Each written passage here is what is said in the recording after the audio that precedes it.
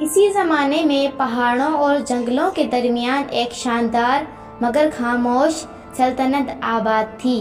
اس سلطنت کا محل دور سے ہی پہچانا جاتا تھا کیونکہ اس کی دیواریں وقت کے ساتھ پرانی ہو چکی تھیں، مگر ان میں اب بھی وقار اور عظمت جھلکتی تھی۔ اسی محل میں رہتی تھی ایک ذہین، صابر اور نڈر لڑکی جسے سب شہزادی ایلیا کے نام سے جانتے تھے۔ شہزادی ایلیا عام شہزادیوں جیسی نہیں تھی۔ اسے زیورات، لباس یا تعریف سے زیادہ شوق نہیں تھا۔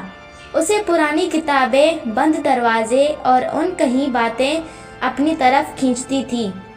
وہ اکثر محل کے لمبے راہداریوں میں تنہا چلتی، دیواروں پر بنی تصویروں کو غور سے دیکھتی اور سوچتی کہ ان میں کیا کہانیاں چھپی ہوں گی۔ محل کے ایک کونے میں ایک ایسا حصہ تھا جسے سب خاموش راہداری کہتے تھے۔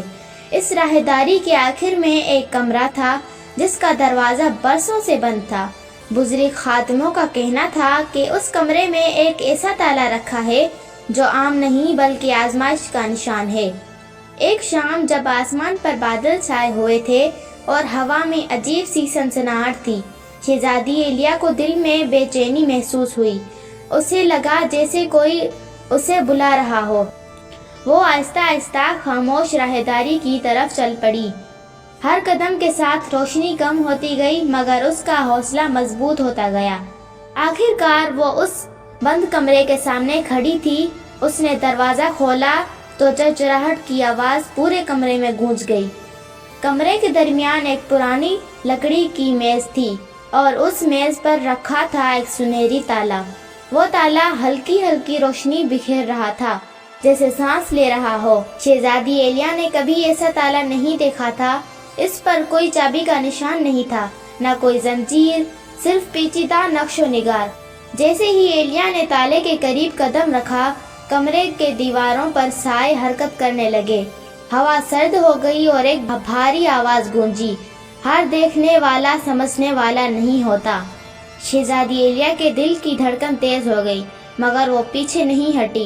اس نے آہستہ سے کہا، اگر یہ راز اچھائی کے لیے ہے تو میں اس کی حفاظت کروں گی۔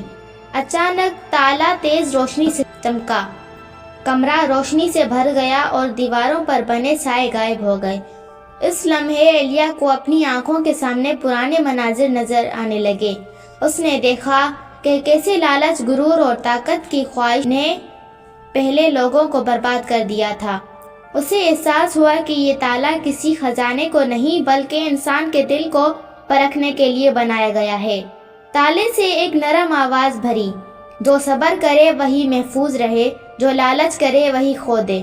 شہزادی ایلیا کی آنکھوں میں آنسو آ گئے۔ اس نے تالے کو ہاتھ نہیں لگایا بلکہ احترام سے سر جھکا دیا۔